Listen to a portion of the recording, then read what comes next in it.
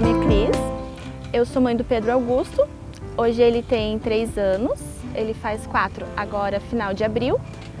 E o Pedro foi uma realização nossa. O Pedro foi assim, um bebê muito desejado, muito planejado e assim, era o nosso sonho, foi o nosso sonho realizado.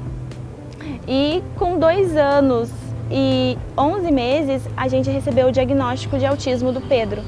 A gente sempre percebia que ele tinha algumas características diferentes das outras crianças, desde bebezinho. O Pedro sempre foi um bebê muito irritado, ele chorava muito quando nós saímos de casa, ele só parava de chorar quando a gente voltava de casa, para dentro de casa mesmo. Eu comentava com a pediatra dele, falava, doutor, o Pedro está tendo algumas estereotipias, alguns movimentos que eu não vejo em outras crianças.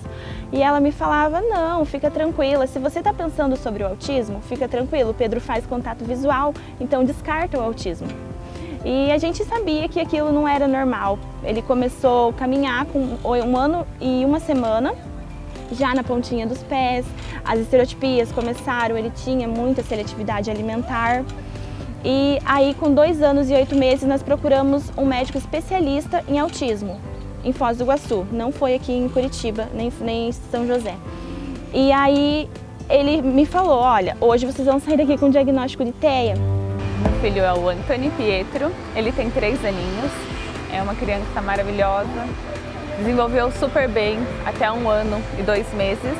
Ele não chegou a desenvolver a fala, mas ele é uma criança de pandemia, então pediatras, muitos médicos que nós passamos falavam que era por conta da pandemia, uso de máscara, que ele não conseguia desenvolver a fala e aconselharam a gente levar ele para a escolinha. Colocamos ele na escolinha e ele começou a ter a regressão. Então ele teve o autismo regressivo, a pauda neural.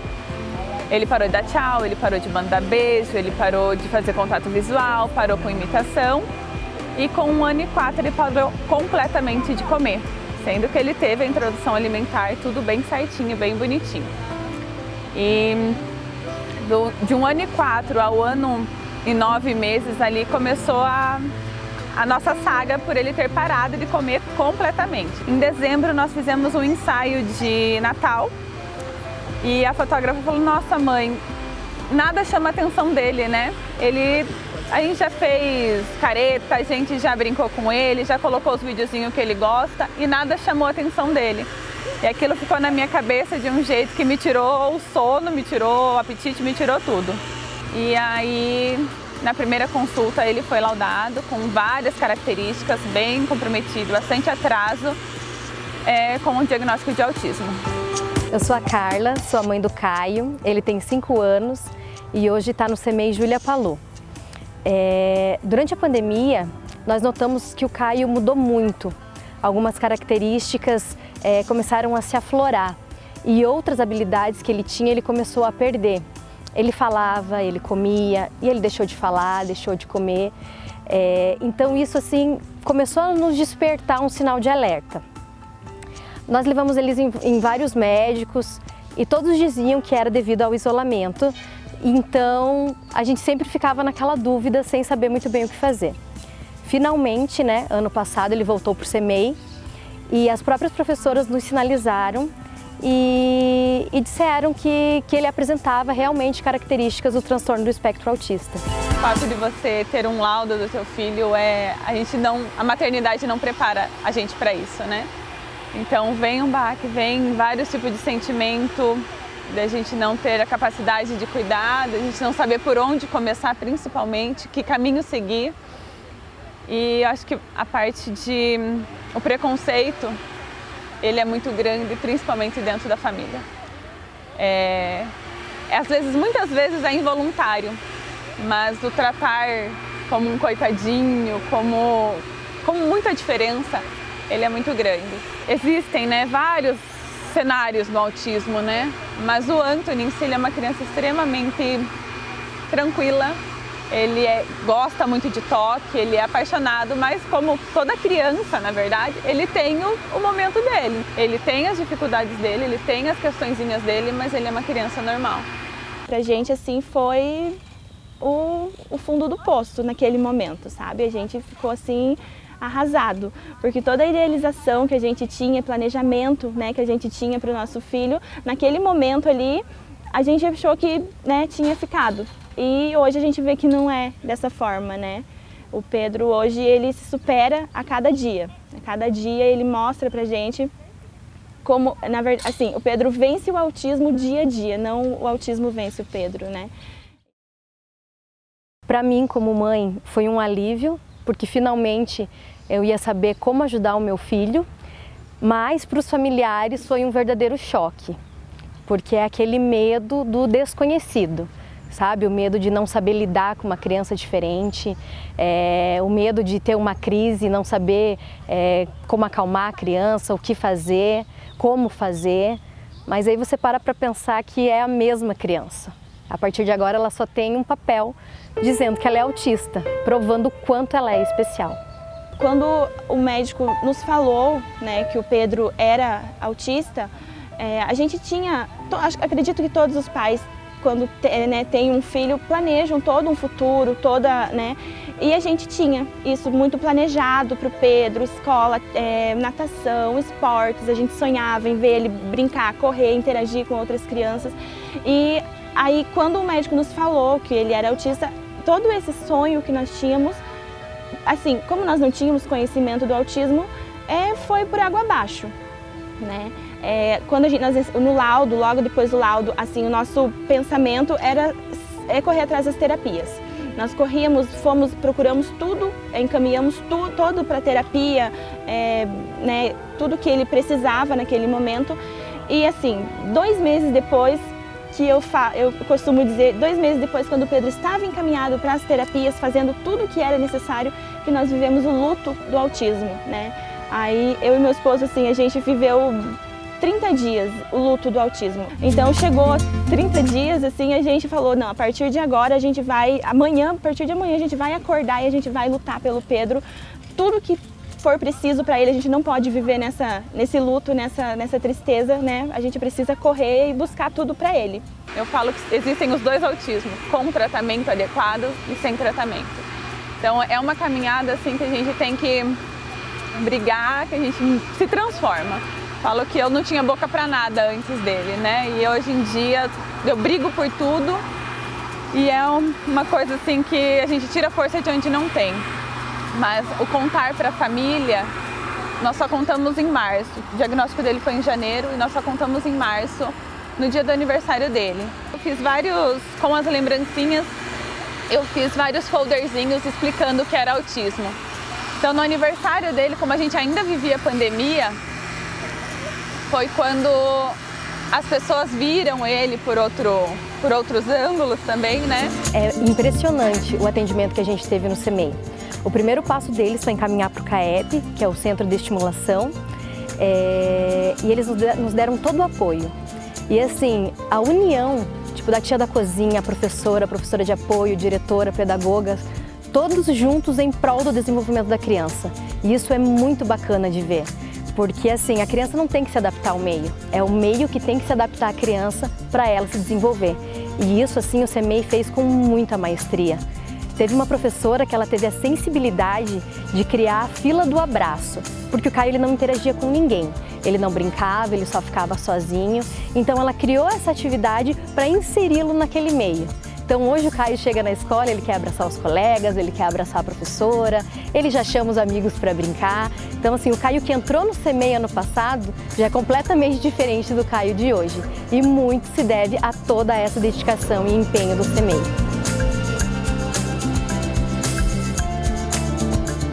No CEMEI ele começou por indicação médica também, né? Ele já tinha começado na escolinha um tempo atrás, era uma escolinha particular, né? E nós tivemos dificuldades. E aí a neuro, que acompanhava ele na época, falou, vamos mudar para o CEMEI. O CEMEI é muito mais preparado para atender nossos autistas. Eles têm mais recurso e eles têm mais empatia. Assim que conseguimos matricular ele fez a adaptação, foram 1 mês de adaptação, começa de pouquinho em pouquinho.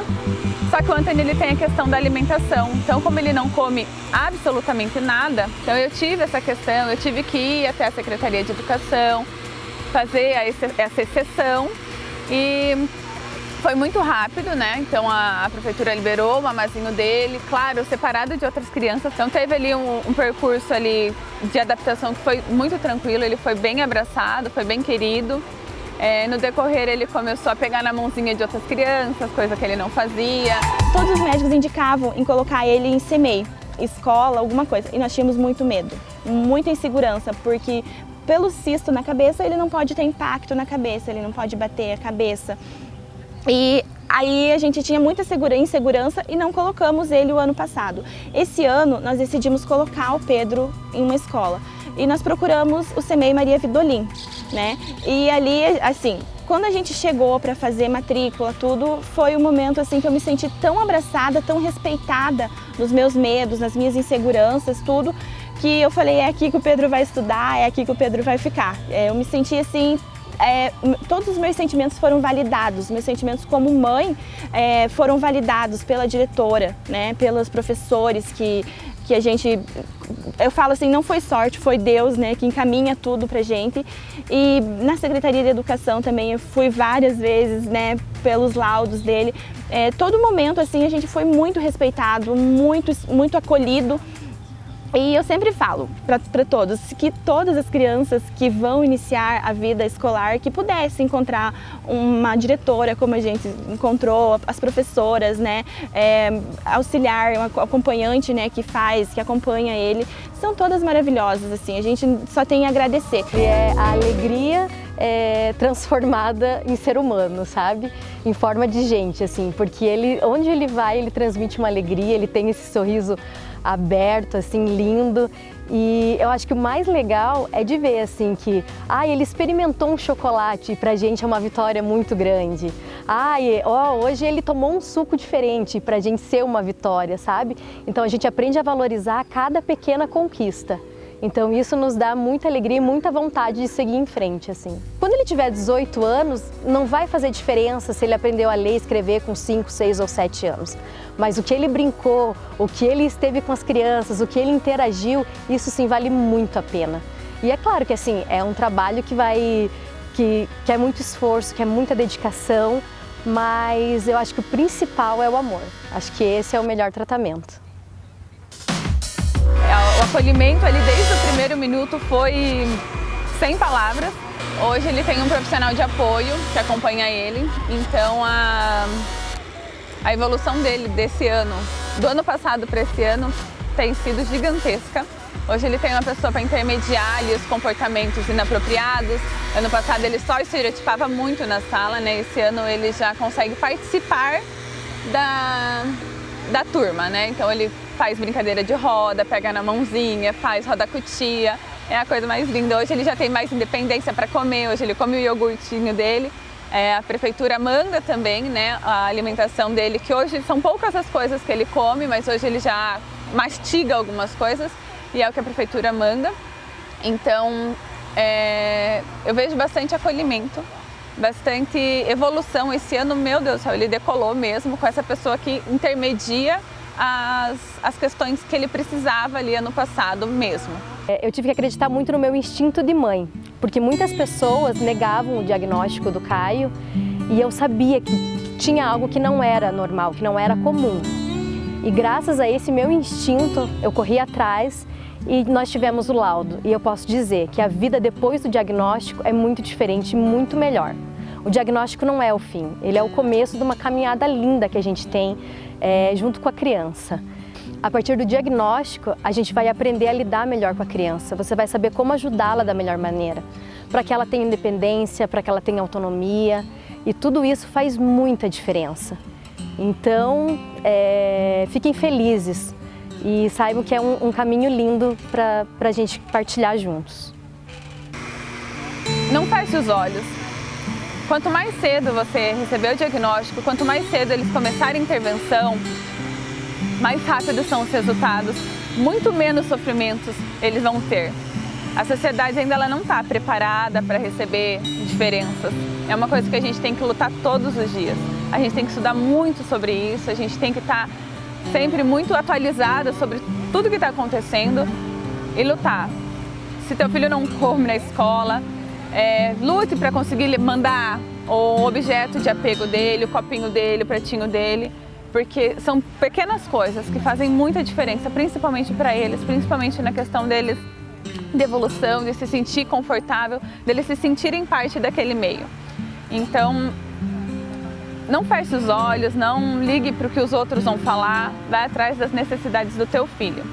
E assim, a importância que os profissionais da educação têm, né, na vida do autista é imensa, né? A gente sempre fala, eles precisam estar buscando, né, se atualizando sobre o autismo, porque eles fazem total diferença na vida escolar, na vida futura, né, de uma criança autista. É a partir dali que eles vão caminhar para a vida, né? Então, o profissional da educação é extremamente importante na vida de uma criança autista.